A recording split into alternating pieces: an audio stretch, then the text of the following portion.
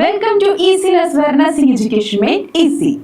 Yes, exams are coming, right? I know that you are in a bit tension, right? How to write the exams. So don't worry, we Easy team is here to support you and to build your confidence. So we are going to discuss about some important questions and topics that is coming from Applied Biochemistry and Applied Nutrition. So let's start and build your confidence to write the exam. So we will help you. So let's start with the topics.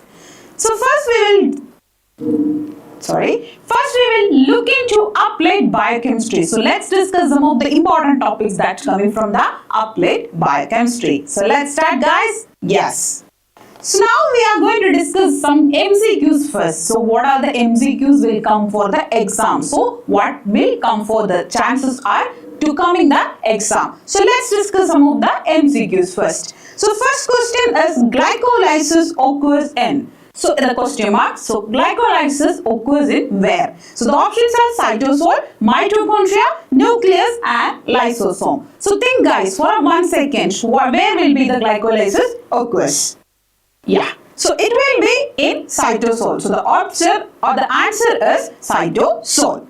So next question, let's discuss. So it is the most suitable enzyme for diagnosis of MI. What is MI? Myocardial infarction. So the most suitable enzyme for diagnosing MI. So what it is? It is CPK-MP. So we can diagnose MI through the test of CPK-MP.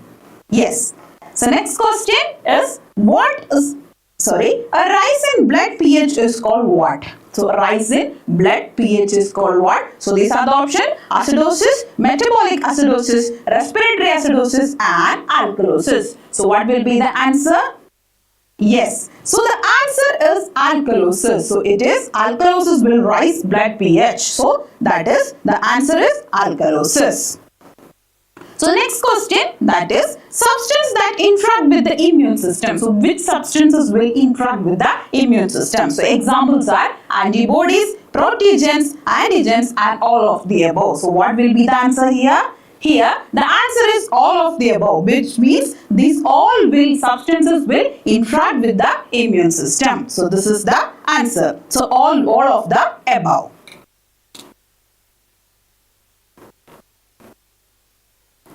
Yeah, so we'll continue.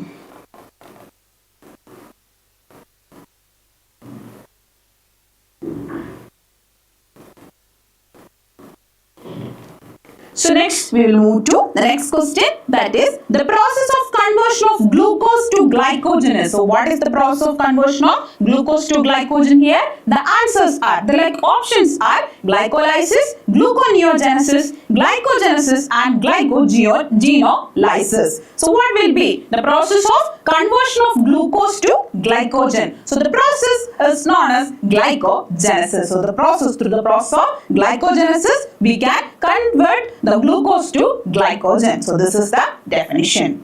This is the answer.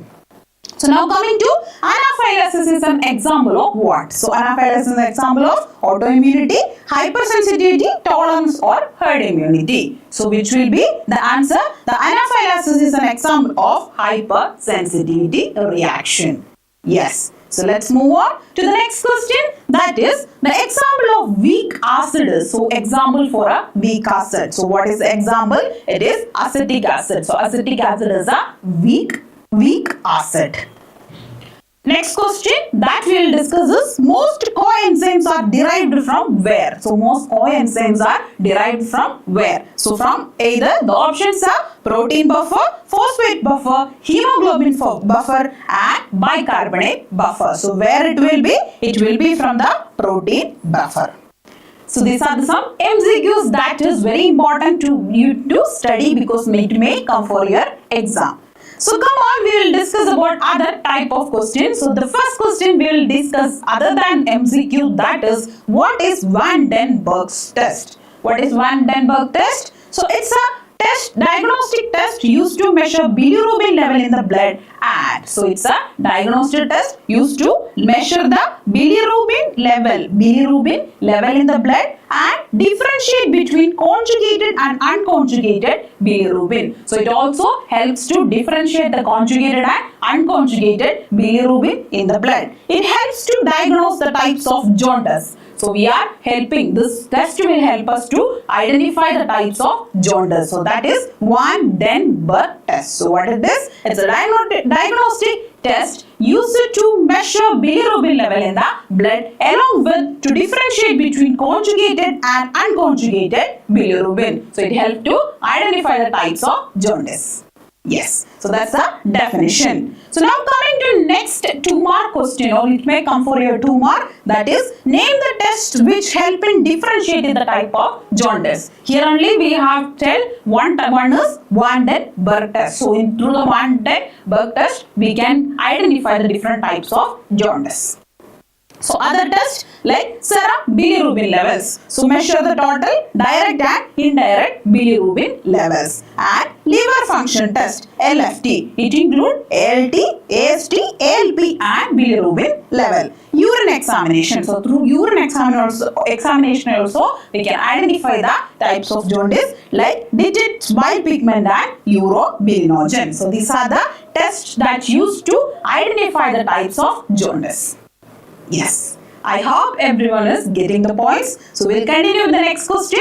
Write the normal values of arterial blood gas analysis, ABG analysis. So write the normal values. So we need to write the normal values. Let's see. So the parameter is here pH. So what is the normal pH of arterial blood gas? It will be 7.35 to 7.45. Next is partial pressure of oxygen. Oxygen level, how it will be? 80 to 100 mm of Hg. PaCO2, partial pressure of carbon dioxide, that is 35 to 45 mm of Hg, and bicarbonate level in the ABG should be 20 to 20. It should be between the 22 to 26 milli equivalent per liter, and saturation, oxygen saturation should be 95 to 100%. So this is the normal values of arterial blood gas analysis. ABG should be this within this limits. Yes, next question, we will discuss what is physiological jaundice. So what is physiological jaundice? It's a common harmless yellowing of skin and eyes. So it will be the harmless yellowing of skin and eyes in newborn babies. So it is mainly seen in newborn babies due to temporary increase in unconjugated bilirubin level. So here what happens? There is an increase in the bilirubin level. So that condition will lead to yellowing of skin. Yellowish color will be there for the skin and eyes in newborn babies. So this is physiological jaundice. So it's a physiological jaundice is a common harmless yellowing of the skin and eyes that is seen in newborn babies. Due to temporary increase in the how it will be, the yellowish color will be coming due to temporary increase in unconjugated bilirubin levels. It usually appears 2 to 3 days after the birth and resolves within 1 to 2 weeks without treatment. So this is physiological jaundice. Clear? Let's move on to the next question, that is oral glucose tolerance test and its importance. So let's discuss about oral glucose tolerance test and also its importance. So first we will see the definition.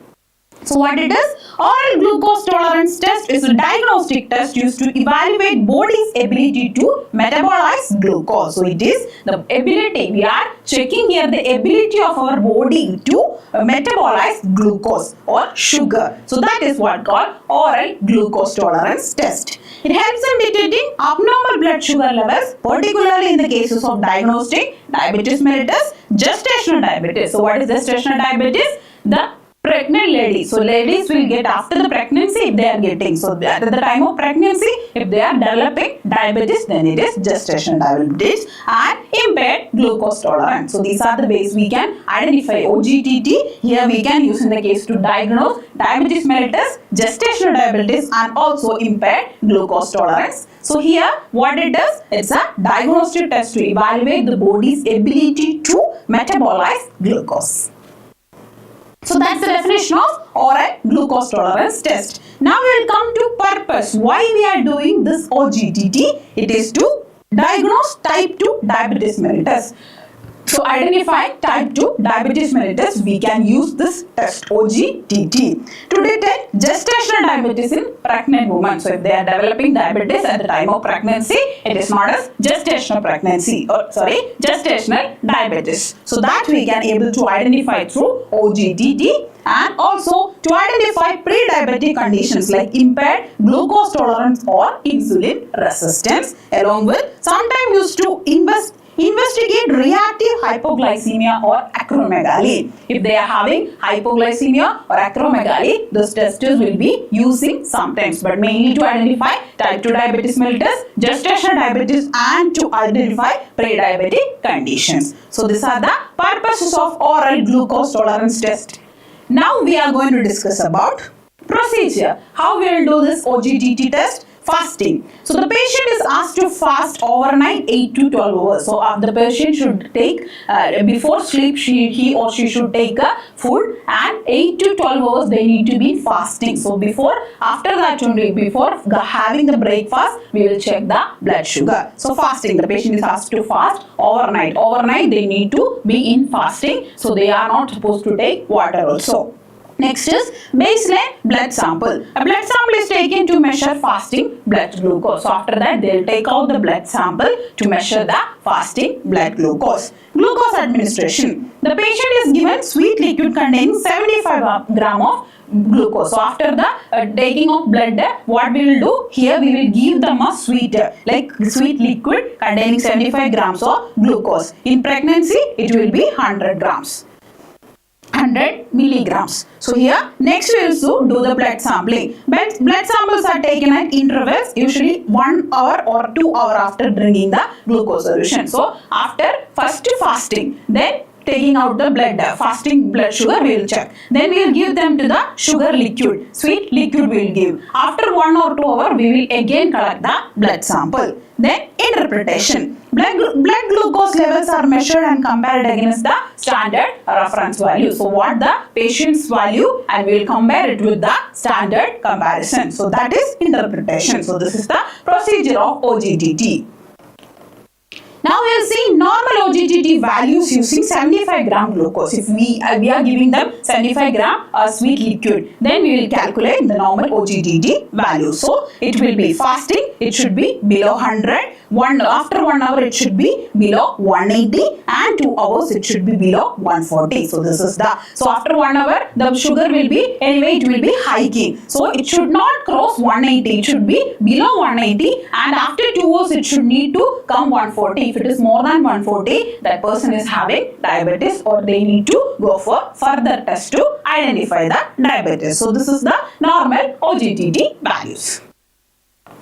Next we will see interpretation. How we can do the interpretation of this. So first is normal. Blood glucose returns to normal within 2 hours. So if that person is not suffering with any of this disease like diabetes mellitus or not in the gestational diabetes, then the blood glucose level will come back to the normal within 2 hours after consuming that sweet liquid. So if it is normal, it will automatically come to the normal.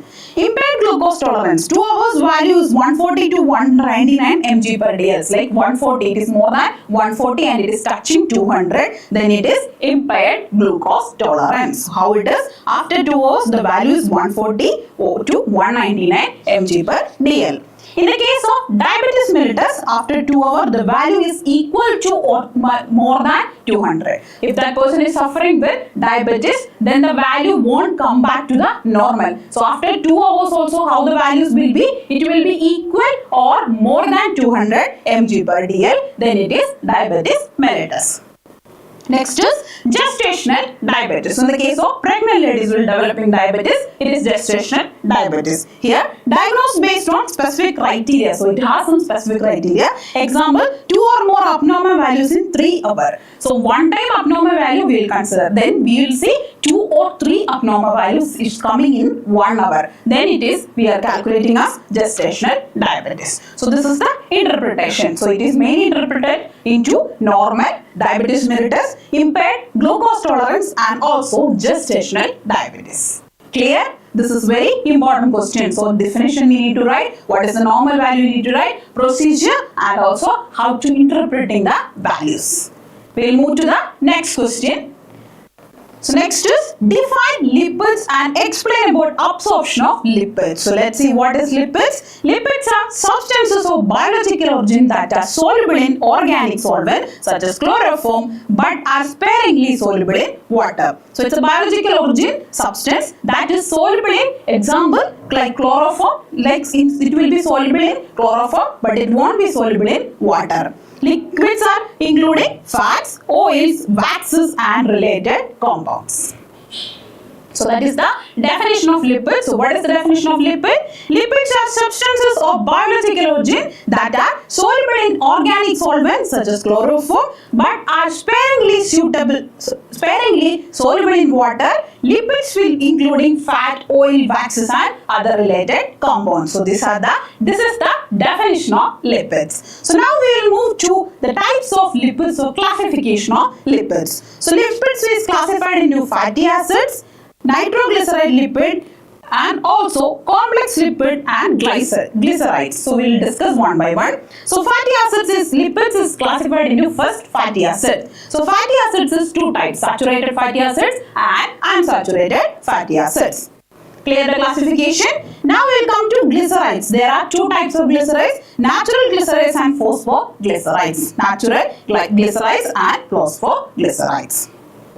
Coming to non-glyceride lipids, it also defined into sphingolipids. Here it is also sphingomyelins and glycolipids and steroids and waxes. Coming to the complex lipid, it is lipoproteins. So this is the entire classification of lipids. So we have seen the definition and classification. Now we are coming to the absorption of lipids. So how it will be absorbed inside the body. So bile salt emulsifying fat in small intestine. So in our small intestine, the bile salt will be emulsifying this fat. So what will happen here? Bile salts will emulsify the fat in small intestine. Pancreatic lipase breaks fat into fatty acid and monoglycerides. So pancreatic lipase will break the fat into fatty acid and monoglycerides. Thus form micelles with the bile salt. So it will be combined with the bile salt, it will form micelles. Micelles deliver fats to intestinal cells. So this micelles will deliver fat to the intestinal cells. Fats are absorbed and reformed into triglycerides. So it will be absorbed and it will be reformed into triglycerides. Triglycerides are packed into chylomicrons and chylomicrons enter lymph vessels and then in the bloodstream. So this fat will go to the bloodstream. So this is the entire process of absorption. Once again we will discuss because it's very important. So bile salt emulsify fat in the small intestine. So where the emulsification happens, the bile salt will emulsify the fat in small intestine. Then pancreatic lipase will break the fat. This fat will be break by the pancreatic lipase into fatty acids. So two forms will be there, fatty acids and monoglycerides. So this forms micelles with bile salt. So this combined with the bile salt, it is forming micelles. This micelles will deliver fats into intestinal cells. So micelles will deliver this fat to intestinal cells. Fats are absorbed and reformed into triglycerides. It will be free forming into triglycerides. Triglycerides will packed into the chylomicrons and chylomicrons will enter in the lymph node as well as bloodstream. So this is the absorption of lipids. Clear? So now we are moving to the function of lipids. So what are the functions of lipid in our body? Energy source. So it provides long-term energy like 9 kilocalorie per gram. So it will give energy to our body for our daily life activities. Next is cell membrane structure. It is essential part of cell membrane like phospholipids. It is also one of the essential factor that's necessary for the cell. So that is essential part of cell membrane. Next is insulation and protection. So maintaining the body temperature and protecting the organs. So fat in our body, the fat is maintaining the temperature, also protecting the internal organs. So it is insulation and protection. Next is vitamin absorption. It helps in absorb fat-soluble vitamins like A, D, E and K. So they are fat-soluble vitamins. So to absorb these vitamins, this lipids will help. Hormone production needed for making steroid hormones like estrogen or testosterone. Also, it have nerve function important for brain and cell function as myelin sheath. So it is also lipids or fat is necessary for the brain and nerve cell function. Storing energy in adipose tissue. So fat tissues in our body, adipose tissue, it will be stored. So this is the functions of lipids. So we have seen lipids, definition, types of classification or absorption of lipids and functions of lipids. It's clear? We are moving to the next question. The next question is define plasma proteins. Explain the synthesis of plasma protein. So we are going to define plasma protein first, then the synthesis of plasma protein. So what is plasma protein? It's a large complex protein found in plasma. So it's a liquid part of our blood. So it is a large proteins, large complex protein that is found in plasma. They are mainly produced by the liver. Expect immunoglobulins which are made by plasma cells, and it is mainly produced in the liver and play an essential role in various physiological functions. So it's a proteins are large complex that is found in plasma and produced inside the liver. So now let's discuss about main types of plasma protein. So what are the main types of plasma protein? First one is albumin. It maintains osmotic pressure and transport the substances. To maintain the osmotic pressure and substances, first plasma protein is albumin. Next one is globulin. Include antibodies helping in immune defense. Next is fibrinogen involved in blood clotting. So these are the main type of plasma proteins: albumin, globulin and fibrinogen. So normal total plasma protein level in our body is 6 to 8 gram per dl.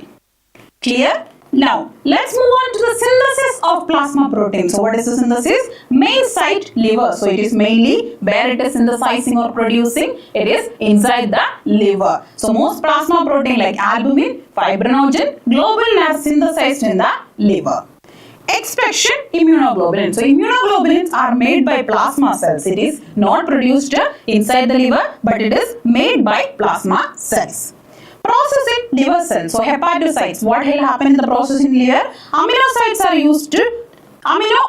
are used as building blocks. So inside the liver, it is amino acids. So amino acids are used in building blocks. Proteins are synthesized in rough endoplasmic reticulum. So rough endoplasmic reticulum, inside that the proteins are synthesized, modified and packaged in the Golgi apparatus. So it will be modified and it will be packaged inside the Golgi apparatus and released into the bloodstream. So the process is amino acids are used as a building block and the proteins are synthesized in the rough endoplasmic reticulum and it will be modified and packaged inside the Golgi apparatus. Then it is released into the bloodstream. So that's the process in liver cell. Coming to the regulation, controlled by body needs hormones like cytokines and in response to infection and injury or inflammation. So where the plasma protein will coming to our body where we have an infection, injury or inflammation. So this is the regulation and this is the synthesis of plasma protein. Yes. So now we are going to discuss about the next question, that is write about respiratory mechanism for pH regulation. So what is the respiratory mechanism for pH regulation? Let's see. So the respiratory mechanism helps regulate acid-base balance by blood by controlling the level of carbon dioxide through breathing. So how it will be? The respiratory mechanism helps in regulates the acid-base balance. So the respiratory mechanism is helping to regulate the acid-base balance of the blood. By how? It is controlling the level of carbon dioxide by breathing. So we are controlling through breathing. They are controlling the carbon dioxide level. So by that they can maintain the acid-base balance in the respiratory system. Clear? Yes. We are moving to how it works. So, carbon dioxide in the body forms carbonic acids like carbon dioxide plus water inside the body. So, there is a chance it will be H2CO3. Bicarbonate will be forming hydrogen plus ions and hydrogen carbonate will be there. So, more CO2, there will be more hydrogen ions and lower pH. so acidic level will be there, and if less carbon dioxide, then there is fewer hydrogen plus ions and it will be higher pH alkaline. So this is how it is working, the respiratory mechanism for pH regulation. Role of respiration. If blood is too acidic, if the blood has low pH and it is too acidic, then respiratory rate increases, more carbon dioxide is exhaled. So more carbon dioxide will be exhalation and the pH also increases. If the blood is too alkaline, that is high in pH, then respiratory rate slow down, carbon dioxide will be retaining and pH will decrease. So this is the mechanism. Clear the mechanism? Yes. So now we will see why it is important. So what is importance here? It acts quickly within minutes to correct the pH level. Helps to maintain normal blood pH level to 7.35 to 7.45. So this is about respiratory mechanism for pH regulation. Clear? Yes, I hope everyone is getting the point. So we are continuing with the next question. So let's discuss. Explain in detail about digestion and absorption of carbohydrates. So let's discuss about carbohydrates and its digestion and absorption. So what is carbohydrates? It's our organic compounds made up of carbon, hydrogen and oxygen. So it's an organic compound made up of carbon, hydrogen and oxygen. They are the main source of energy for the body. So through carbohydrates only we are getting the mainly the energy. So food found in food like rice, bread, fruits and sugar. So we are having daily rice. So in that, what is there? It is full of carbohydrates. So carbohydrates are organic compounds that is containing carbon, hydrogen and oxygen. So they are the best source for energy to our body. Yes. So this is the definition of carbohydrate. Now we will see absorption of carbohydrates. How the process of absorption here. So first, monosaccharides like glucose, fructose, galactose are absorbed in the small intestine. So the monosaccharides, the carbohydrate have a form of monosaccharides. It will be absorbed in the small intestine. That part is jejunum. So it will be absorbed inside the jejunum in small intestine. Next is glucose and galactose. It active transport with sodium. So absorption will be in active transport with the sodium. Fructose will be facilitated to diffusion. It will be in diffusion and absorbed into blood capillaries. Then it will be moved to portal vein through liver. So it will be stored inside the liver. So absorbed into blood capillaries and it will be through portal vein. It will go to the liver. So this is the whole process of absorption of carbohydrates. Next we will see about the digestion of carbohydrates, how the process of digestion of carbohydrates happens in our body. So first is in mouth. Enzymes like salivary amylase will be using. So in the enzymes in our saliva, so example salivary amylase breaks starch into maltose. So here what will happen? Partial digestion will occur. So breaking starch into maltose. And also in stomach what happened? No digestion of carbs. So here inside the stomach there is no digestion for processes occurring for carbohydrates. So it starts in the mouth where breaking of starch into maltose. So coming to the small intestine, pancreatic amylase continues the starch digestion. So there will be production of maltose. Intestinal enzymes like malactase, sucrase, lactase breaks by disaccharides. So the disaccharides will be breaking into the intestinal enzymes. So maltose will be changed to glucose, sucrose will be changed to glucose plus fructose, and lactose will be changed to glucose and galactose. So this is the entire process of digestion. So mainly digestion is occurring inside the mouth and small intestine. Clear the absorption and digestion of carbohydrates? I hope you are clear with the points. So let's move to the next question, that is define lipoproteins and explain functions of lipoproteins. So what is lipoproteins? It's a complex particles made of lipids and proteins. So it's a two factors, lipid and protein, lipoprotein. So it is a complex particles made of lipids and protein. They transport insoluble liquids like cholesterol and triglycerides to bloodstream since lipids cannot dissolve them in blood on their own. So their main purpose is transporting insoluble lipids like cholesterol and triglycerides to the bloodstream. So this is lipoproteins. So the lipoproteins are complex particles made of lipids and proteins. So now we will see functions of lipoprotein. So what are the main functions of lipoprotein here?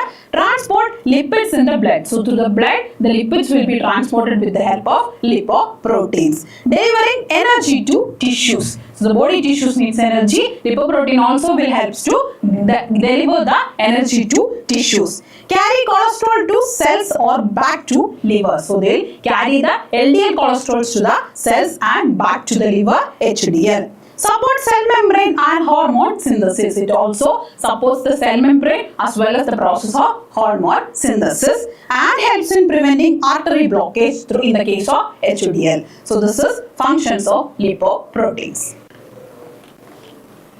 Yes. So next question we are going to discuss is define amino acids and describe the factors affecting denaturation of protein. So let's discuss define amino acids. So what is amino acids? Building block of proteins. So it is nothing but the building block of proteins. Organic compound containing amino group and a carboxyl group, a hydrogen atom, unique side chain attached to the central carbon. So it is containing central carbon. What all the things attached here? It is containing an amino group, carboxyl group, hydrogen atom and a unique side chain. So it is the building block of proteins. Clear the definition? So now we are moving to the factors affecting denaturation of protein. So what are the factors it's affecting? Heat. High temperature break weak bonds unfolding protein. So here is the high temperature will break the weak bond and unfolding the protein. So that is first factor, heat. Next is pH change. Acidic or alkaline environment disrupt protein structure. So if it is too acidic or too alkaline, then it is affecting. It will that environment will disrupt the protein structure. Next is organic solvents. So what is organic solvents here? Alcohol or detergents can alter the protein folding. So that is alcohol or detergents can alter the protein folding. Heavy metals like lead, mercury cause protein precipitation and unfolding. Mechanical agitation. Vigorous shaking can disrupt protein structure. Salt concentration. High salt can cause proteins to precipitate or unfold. So these are the factors that affecting denaturation of proteins. So list the test to check the liver function. So next question is list the test to check liver function. So let's discuss what are the main tests used to find liver function. So what it is? Serum bilirubin, total, direct or indirect. Serum bilirubin levels. Alanine amino transfers, ALT or SGPT. Aspartate amino transferase, alkaline phosphate, gamma glutamide transferase, serum albumin, prothrombin time and total protein. So these are the list of tests, some of the tests to check the liver function. So now we will discuss about name the acids produced by the body. So our body will produce some type of acids. So what are the type of acids by our body is producing? Let's see. So it is first carbonic acid formed from carbon dioxide and water. So the formation of water and carbon dioxide, there will be carbonic acid will be produced inside the body. Lactic acid produced during anaerobic respiration. So next is lactic acid. Next one is fatty acids forms from fat metabolism. Hydrochloric acid in the stomach for digestion. HCl acid will be produced inside our stomach for the digestion purpose. Sulfuric acid from metabolic and sulfur containing amino acids. Phosphoric acid from metabolism of phospholipids and also from nucleic acid. So these are the acids produced by the body. Our body will produce some type of acids. What are the main? Carbonic acid, lactic acid, fatty acid, sulfuric acid, hydrochloric acid and also phosphoric acid.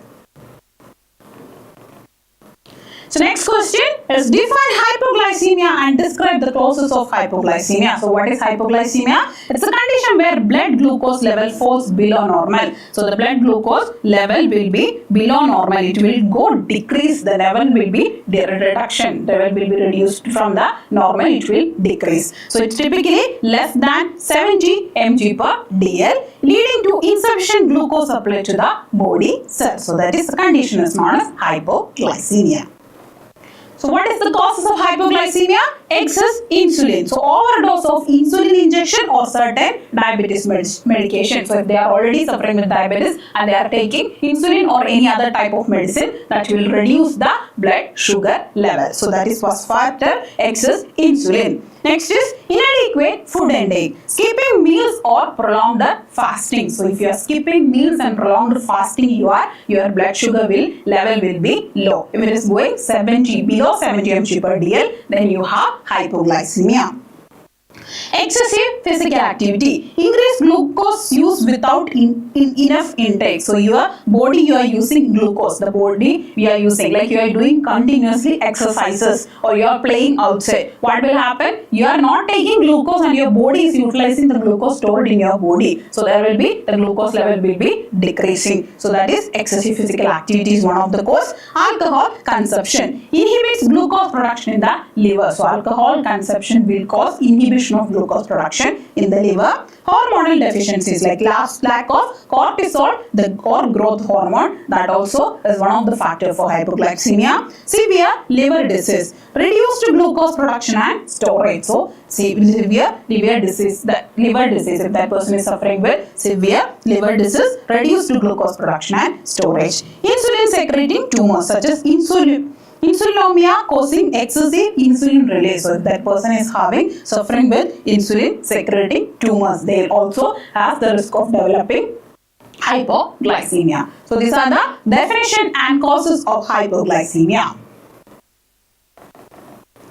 Yes. So next we are going to discuss about define phospholipids and give examples of common phospholipid with their function. So let's see what is phospholipids. These are type of lipid molecule composed of two fatty acid and a glycerol backbone, also a phosphate group. So it is a lipid molecule composed of, what are the things it is made up of? Two fatty acid, a glycerol backbone and a phosphate group. They are amphipathic, living both in hydrophilic and also hydrophobic are the major components of cell membrane. So they are amphipathic. What it is? Having both hydrophilic, like water attracting heads, also hydrophobic, water repelling tails also. So they are the major components of cell membrane. So that is phospholipid. So it's a type of lipid molecule composed of two fatty acid, a glycerol backbone and a phosphate group. So this is the definition. Now we will see examples of common phospholipids and their functions. So what are the examples? First one is phosphofatidylochlorine, that is also known as lecithin, maintains membrane structure involved in fat transport. It is maintaining the membrane structure and fat transport. Next one is phosphatidylserine. So what is phosphatidylserine? It is important in cell signaling and apoptosis. So it is programmed in the case of cell death. And also next one is phosphatidylamine. Phosphatidylamine. So what it is? Providing membrane flexibility and curvature. So the membrane flexibility and curvature, this we need. And also sphygmomyelin. So it's found in nerve cell membranes, important for myelin sheath formation. So these are the types and functions of phospholipids.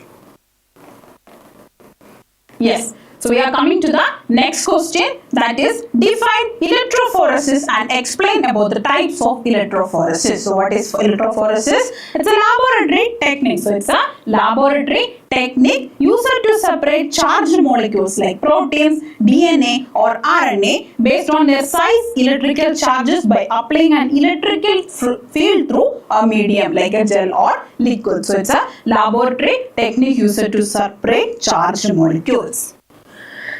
Clear the definition? So it is a laboratory technique used to separate charged molecules like proteins, DNA or RNA based on their size and their electrical charge by applying an electrical field through a medium like gel or liquid. So that process is known as electrophoresis.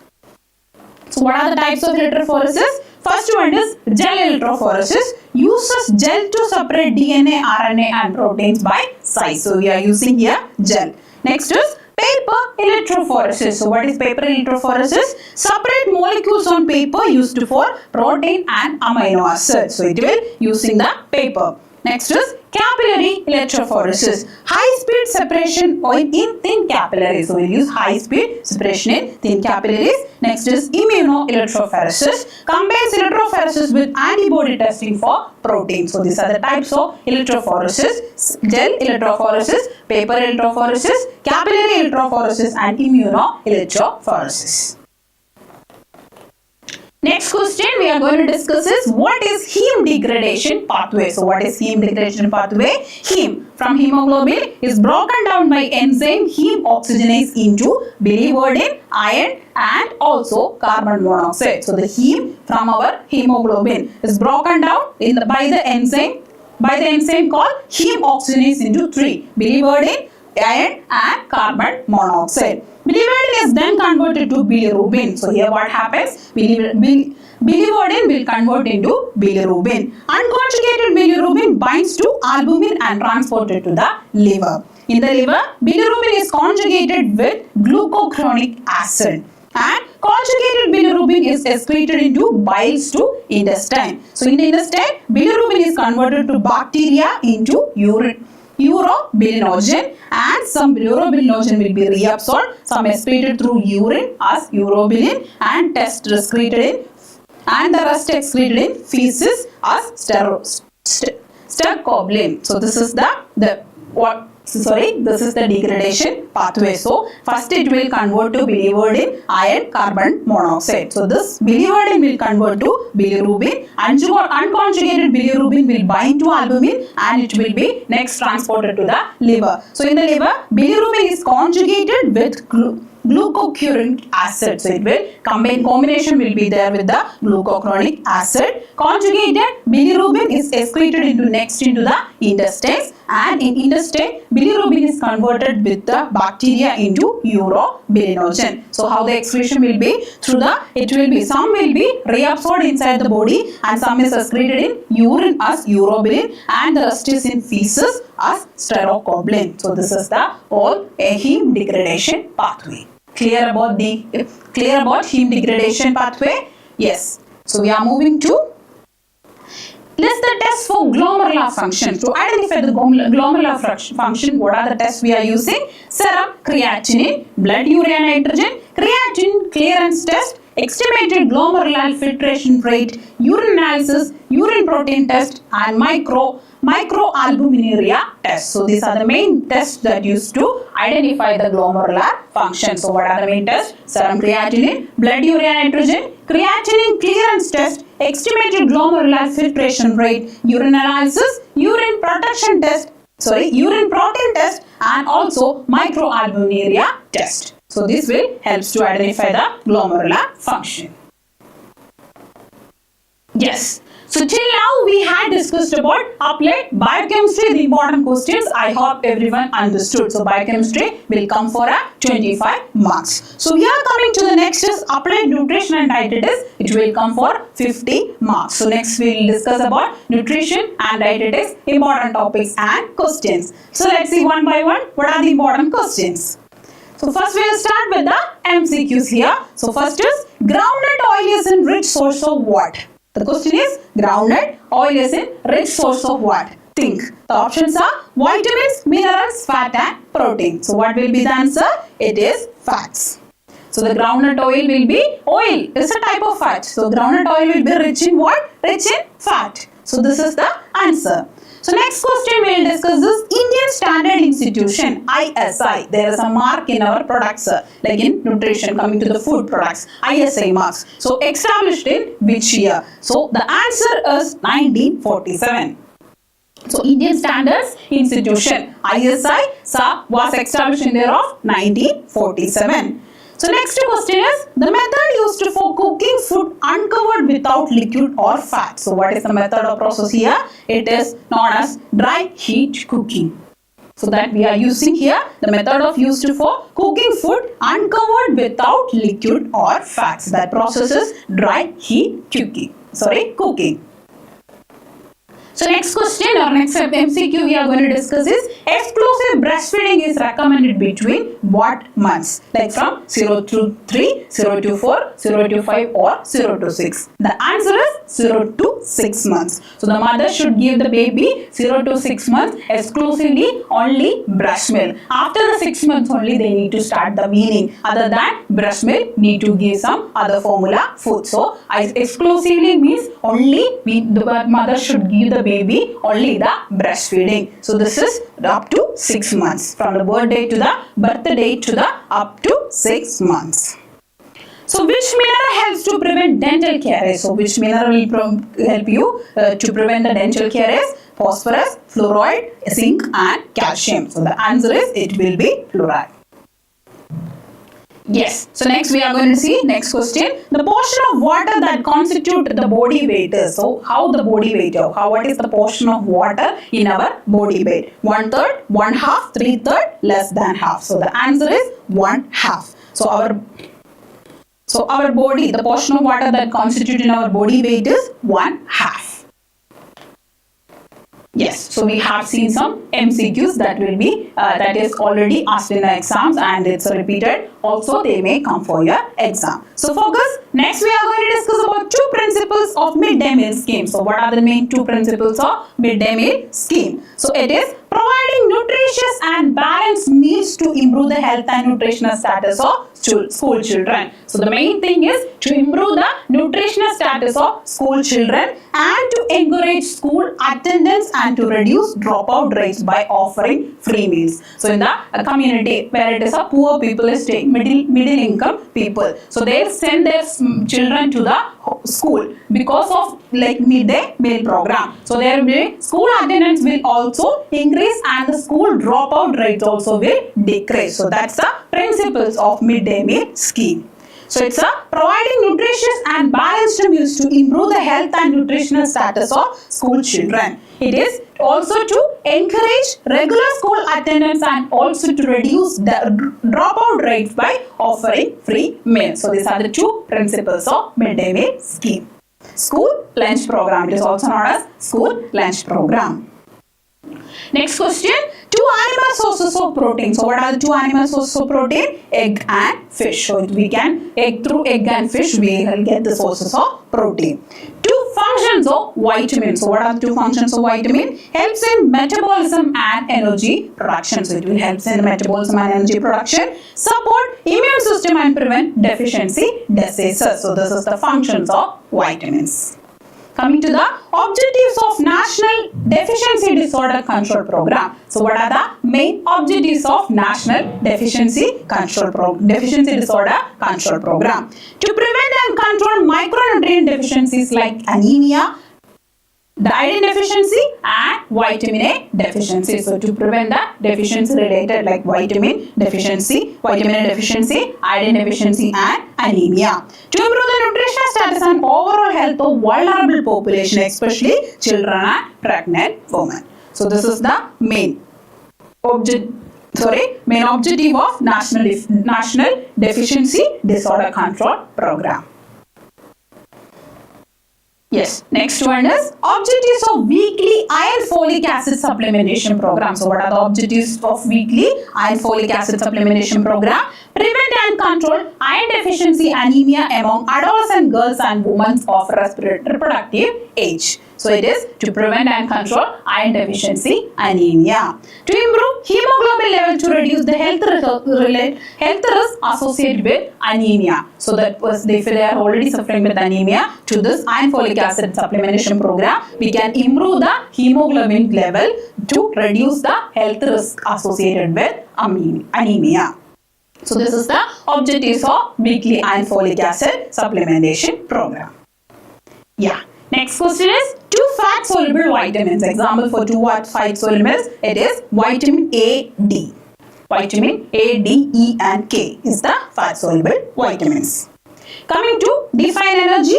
Energy is the capacity to do work or to produce change that is required by the body for physical and biochemical activities. So it is the capacity to do work or to produce change, and it is required by the body by physical and biochemical activities. So that is the definition of energy. Next is two functions of protein. So what are the main functions of protein? Building and repairing the body tissues. So building and repairing the body tissues, producing enzymes and hormones. So these are the main functions of proteins. Next we will see. Next question is two sources of carbohydrates. So what are the main two sources of carbohydrate? Rice and wheat. So these are some 2 mark questions or some 1 mark question. So next we will continue with the same nutrition. So nutrition screening. So what is nutrition screening? It's a process of identifying individuals at risk of malnutrition or nutritional problems. So we are identifying the people at risk of malnutrition or nutritional problems to provide early intervention and care. So that's why we need it, nutritional screening. So it's a process of identifying individuals at risk of malnutrition or nutritional problems. Now we will see nutrition education. So what is nutrition education? Process of teaching and guiding individuals or communities. So it's a process of teaching and guiding the individuals or communities about healthy eating habit and proper nutrition to promote the health and preventing the disease. So we are educating on what? Educating about healthy eating habits and the proper nutrition. For what we are educating? To promote the overall health and to prevent the disease of individuals in particular communities. Yes, so that's the definition of nutrition education. So next we will discuss about BMR. So what is BMR? It is basal metabolic rate is the amount of energy or calories in the body need to maintain basic vital functions like breathing, heartbeat and body temperature while at rest in a fasting and relaxed state. So it is basal metabolic rate. It is the amount of energy the body needs to maintain basic vital functions. So that is BMR, basal metabolic rate. Now coming to BMI. So what is BMI? Don't confuse between BMR and BMI. So BMI is body mass index. It's a simple calculation using a person's height and weight to assess whether the person having healthy body weight. So we are using the formula BMI is equal to weight in kg divided by height in meter square. So we can able to understand for the particular age the person is having proper weight. So that is BMI. So this is definition of nutrition screening, nutrition education, BMI and BMR. Yes. So I hope everyone is getting the point. So we are continuing the next question. Caloric value of carbohydrate. So what is the caloric value of carbohydrate? 4 kilocalorie per gram. So it is 4 kilocalorie per gram is the caloric value of carbohydrate. This means 1 gram of carbohydrates provides 4 kilocalorie energy to the body. Next one is define protein. So what is protein? It's a large complex molecule made up of amino acids. It's a large complex molecules made up of amino acids. It's essential for growth, repair and maintenance of body tissue. So why we need protein in our body? For the growth, repair and maintenance of body tissue. They play a vital role in building muscles, producing enzymes and hormones, also supporting the immune function. So it is a large complex compound molecules that is made up of amino acids. So it is necessary for the growth, repair and tissue maintenance in our body.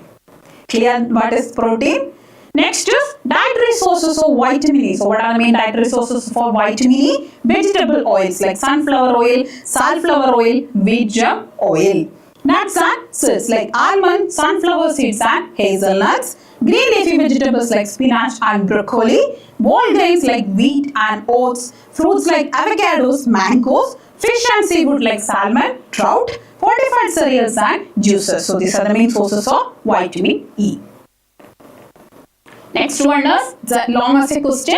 Advantages of breastfeeding and list down the guidelines for meal planning during lactation. So first we will see what are the advantages of breastfeeding. So advantages of breastfeeding, we will see about for the baby what are the advantages and for the mother what are the advantages. So for the baby, here Providing ideal nutrition. So the breastfeeding is the main ideal nutrition for a baby. Rich in proteins, fats, vitamins and antibodies. So it is rich in antibodies, vitamins, proteins and also fat. So it will provide ideal nutrition. Boost immunity. It protect against, breast milk will protect against the infections and allergies. Promote bonding. Strengthen the emotional connection with the mother. So it will be, breastfeeding will strengthen the emotional connection between the baby and the mother. Reduces risk. It lowers chances of sudden infant death syndrome, obesity and diabetes in later in life. So it is reducing the risk of what all the risk here? Infant death syndrome, sudden infant death syndrome, obesity and other diabetes later in the life. Also easily digestible. Excuse me, suited to infants' immature digestive system. So the baby's digestive system is immature. So breast milk is easy to digestible. So these are the advantages of breastfeeding for the baby. Now coming to advantage for mother, helps in uterine contraction. So it helps in uterine contraction, aids in returning the uterus to normal size after the delivery. Burns extra calories, support post-delivery weight loss. So it also will give the breast milk that mother is giving to the baby, then it is also burns extra calories. Reduce risk, lowers the chance of breast and ovarian cancer. Delays menstruation, act as a natural birth spacer. Emotional satisfaction, promotes maternal bonding and mental well-being for the mother and the baby. So this is the advantage of breastfeeding for the baby and the mother. Now we will discuss about guidelines for meal planning. So what are the guidelines for meal planning during lactation? So it is increase calorie intake. So the mother need to increase the calorie intake like 500 extra kilocalorie per day for the milk production. Eat a balanced diet, includes cereals, pulses, vegetables, fruits, milk and meat. High protein intake. For milk synthesis and tissue repair, the mother need to take high protein and calcium and iron rich foods such as milk, leafy greens, eggs and meats. Hydration. Drink plenty of fluids, 8 to 12 glasses per day. Avoid alcohol, caffeine and smoking. This can affect the milk quality. Also, frequent meals. Eat small, nutritious meals and snacks. Continue prenatal supplements like advised by the doctor, especially iron and calcium supplementation. Practice food hygiene to prevent infections and foodborne illnesses. So these are the guidelines for meal planning in the case of during lactation. So the mother need to take this kind of foods and avoid some certain alcohols, caffeine and smoking. Clear? Yes. So now next we are going to move about explain in detail about vitamin A deficiency. So what is vitamin A deficiency? Vitamin A is a fat soluble vitamin. So here one point also you are getting, vitamin A is also a fat soluble vitamin essential for. So what vitamin A, what is essential in our body? It is essential for the vision, especially night vision. Also immune function, growth and development and maintenance of healthy skin and mucous membrane. So these are the functions of vitamin A in our body. Vitamin A is a fat soluble vitamin. So vision, immune function, growth and development, maintenance of healthy skin and mucous membrane. So vitamin A deficiency occurs when body doesn't get enough vitamin A. It will leading to problems with vision, especially night blindness, dry eyes, increased risk of infection. So what will happen? Vitamin A deficiency is there, night blindness, dry eyes and increased risk of infection. In severe cases, it can cause xerophthalmia, which include dry conjunctiva, bitter spots and keratomyosure. So it will mainly affect the eyes. Softening of cornea that may lead to blindness. So here what happens? The person will have developed blindness. It is common in children and pregnant women with poor diet. So the deficiency can be prevented by eating foods rich in vitamin A like carrot, spinach and liver, and by giving vitamin A supplements to the high risk group. So this is overall vitamin A deficiency and its management. Yes. So we are moving to the next question, that is deficiency of niacin. So what will happen if deficiency of niacin? It's a condition called pellagra, which is characterized by 3D. So what are the 3D? Dermatitis, diarrhea and dementia. So what is dermatitis? It is skin disorder, diarrhea and dementia. So that person will forget about things. So it occurs due to poor intake of niacin-rich foods like meat, fish and whole grains, or in conditions like alcoholism, malabsorption or maize-based diet. The skin become roughy and scaly. So how the skin will be rough and scaly, especially on sun-exposed areas. Digestion is affected and there may be confusion, memory loss and even depression. So niacin will affect 3D. What are the three? What are the 3D? That is dermatitis, diarrhea and dementia. So it will also cause, what are the symptoms will be there? Skin become rough and scaly, digestion is affected and the person will have confusion, memory loss or even depression. If untreated, it can lead to death. Niacin deficiency can be prevented and treated with a balanced diet and niacin supplementation. So this is the deficiency of niacin. It is the disease mainly called a pellagra. So next question, that is meat hygiene. So what is meat hygiene? Refers to proper handling, processing, storage and cooking of meat. It's a proper handling, processing, storage and cooking of meat to ensure it's safe and free from harmful microorganisms. It involves maintaining cleanliness at all stages, from slaughtering the healthy animals under hygienic condition to inspecting, storing and preparing the meat safely. From the slaughtering to preparing the meat, it should be kept free, hygienic, it should be kept hygienic conditions. Proper meat hygiene helps in prevent foodborne illnesses, ensuring the meat quality and providing the public health. Also, it includes practices like cold storage, avoiding cross-contamination and through cooking the kill germs. So meat should be cooked more than vegetables to avoid to kill the microorganisms present. So this is meat hygiene. Next is role of nurse in nutrition education. So what is the role of nurse in nutrition education? It also will come for a short essay or a short answer. So teach patients about healthy eating habits. So you are supposed to teach the patients about healthy eating habits. Explain the importance of balanced diet. Guide patients on special diets for diseases like diabetes and hypertension. Encourage breastfeeding and child nutrition. Educate the families on food hygiene and safe cooking practices. Help plan meals based on their patient need. Support nutrition in prenatal and postnatal care. Work with dietitians for better patient care. Promote awareness during health camp and community visit. Monitor patients' nutritional status and report changes. So these are the role of nurse in nutrition education. Next we will see explain food exchange system. Write the principles in menu planning. So what is food exchange system? It's a group of foods with similar calories and nutrients into categories, allowing servings to be swapped within the group without changing the meal's nutrition. It helps people, especially in diabetes, plan a balanced diet and control the blood sugar. So it is some food they are avoiding and some they are replacing. Instead of that food, some it will be replacing. So that is food exchange system. So the food exchange system groups food with similar calories and nutrients into categories, allowing servings to be swapped within the group without changing the meal nutrition. Here some is changed to another some kind of food. So the meal nutritious value will not be changing, but the food is will be changing. So that is food exchange system.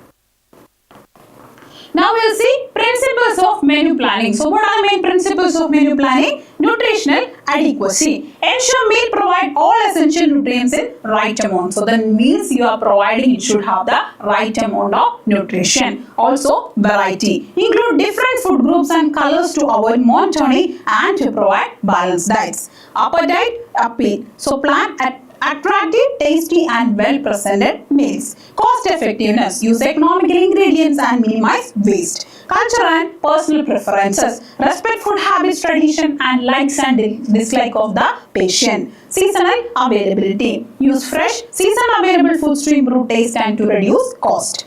Digestibility. Prepare meals that are easy to digest, especially for the sick and elderly people. Simplicity. Keep preparation and cooking manageable and practical. Food safety. Ensure proper storage, handling and cooking to prevent contamination. And meal timing and frequency. Plan meals at appropriate times and suitable intervals. So these are the main principles of menu planning.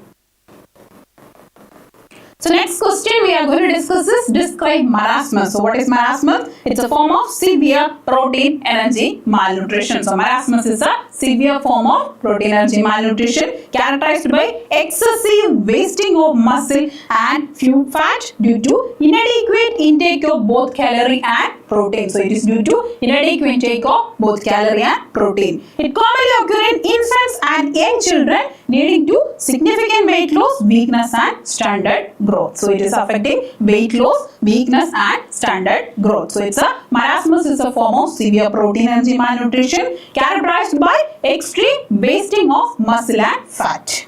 So that's the definition of marasmus. So next we will discuss classify food additives. So what are the food additives and what is the classification of food additives? It is preservatives, like to prevent spoilage we use sodium benzoate. Antioxidants to prevent fat rancidity like vitamin E. Colorants like adding or restoring color like tartrazine, and flavor enhancers to improve taste. Emulsifiers or stabilizers like maintaining texture, example lecithin. Thickness, increasing the thickness like agar, using agar. Sweetness, like adding sweetness, aspartame, and anti-caking agents to prevent clumping like silicon dioxide. So these are the food additives, classification of food additives. Next we will discuss about role of nurse in prevention and management of iodine deficiency. So what is the role of nurse in prevention and management of iodine deficiency? It's educate the community about the importance of iodine for thyroid health. So you need to first educate the importance of iodine for the thyroid health. Promote the use of iodized salt in daily cooking. Salt you are using in the cooking, it should be iodized. Identify and refer individuals showing signs of iodine deficiency. So screen them, diagnose and identify the person who is suffering with thyroid health issues and identify that and send them to the professional help. Support iodine supplementation programs, especially for pregnant women and children. Monitor and report cases of iodine deficiency disorders. Encourage regular screening and early diagnosis. Provide counseling on balanced nutrition, including iodine-rich foods such as fish, dairy, and eggs. Collaborate with public health teams for awareness campaigns. So these are the main role of nurse in the prevention and management of iodine deficiency disorders. Next important question we are going to discuss is write in detail about infant and young child feeding, IYCF, and emphasizing the WHO and UNICEF recommendation. So we'll see what is first IYCF. Infant and young child feeding refers to optimal feeding practices during the first 2 years of life, which are critical for the child's growth, development and survival. Proper IVSF practices help to prevent malnutrition, infection and promoting healthy development. So that is infant and child feeding. So we are optimal feeding practices for the first 2 years of their life. So what are the key components of IYCF? Early initiation of breastfeeding. So starting breastfeeding within the first hour of birth. So at the day after the delivery, the first hour of birth itself, they need to start the breastfeeding. So early initiation of breastfeeding. Exclusive breastfeeding for up to 6 months. Only breast milk, no water, formula or any solid food. Up to 6 months, 0 to 6 months, they only need to take the exclusive breastfeeding. Continued breastfeeding up to 2 years or beyond. Along with appropriate complementary food, after 6 months, continue the breastfeeding at least for 2 years. Timely introduction of complementary food. At 6 months, gradually introduce safe, nutritious and age-appropriate food. Semi-solid or solid food should be given to the baby at the time of after 6 months. Adequate frequency, quantity and diversity of complementary feeding. So to meet the growth of child needs, we need to adequate frequency should be given, adequate quantity should be given and diversity of complementary feeding. So these are the key components of IYCF, that is infant and young child feeding.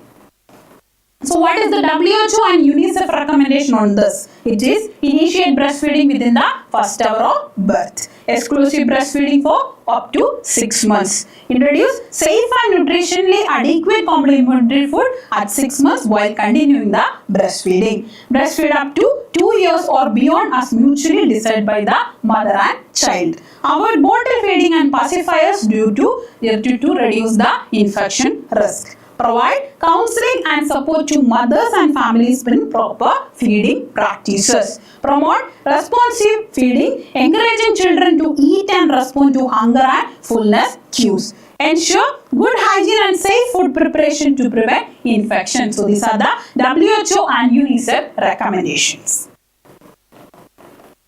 So next we will discuss about preventive measures and role of nurse in childhood obesity. So what are the preventive measures in childhood obesity?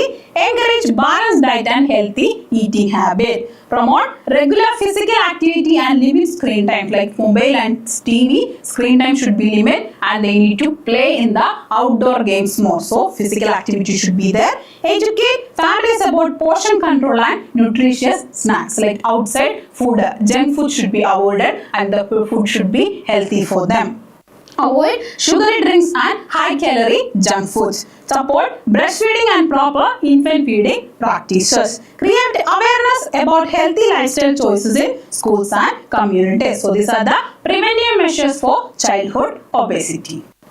Now we will discuss about role of nurse in childhood obesity. So what of the role of nurse here? Assess and monitor child's growth and BMI regularly. So compare with the BMI, we need to monitor the growth of that child. Educate children and parents about healthy diet and exercise. Counsel families on behavior to change, promote healthy habits. Collaborate with dietitians and pediatricians for the management plans. Organize community programs and health camps on obesity prevention. Provide emotional support to child or children dealing with obesity and related issues. Advocate for policies promoting healthy food environment in school. So these are the role of nurse in childhood obesity. Next question, that is calcium deficiency disorder. So what are calcium deficiency disorder? Mainly leads to rickets in children and osteomalacia in adults. So what is rickets? So it is a condition in children it's a condition that affecting the children, causing soft, weak bones, delayed growth and bone deformities like bowed legs and dental problems due to inadequate calcium and vitamin D. So what is osteomalacia? So it is seen in adult. It causes softening of bones, bone pain, muscle weakness and increased risk of fracture. So these are the two disease conditions that occur as a result of calcium deficiency. It is rickets and osteomalacia. So calcium deficiency can also cause tetany, such as muscle cramps and spasms due to low blood calcium level. So what are the main causes for this calcium deficiency disorders? Poor dietary intake, vitamin D deficiency, malabsorption and certain medical conditions. So what are the preventive and management here? Adequate intake of calcium rich food like milk, cheese, green leafy vegetables and vitamin D and supplements if needed. So these are the calcium deficiency disorders. What are the two types? Rickets and osteomalacia. So what is the management and cause? Yes. So till now we had discussed about both the applied biochemistry and applied nutrition and dietetics. I hope everyone understood. So your paper will come. So applied biochemistry. So it is applied biochemistry will come for 25 marks. Totally it will be 25 marks. So MCQ will come 4 MCQs with 1 mark. So 4 mark you will get in the MCQ and also very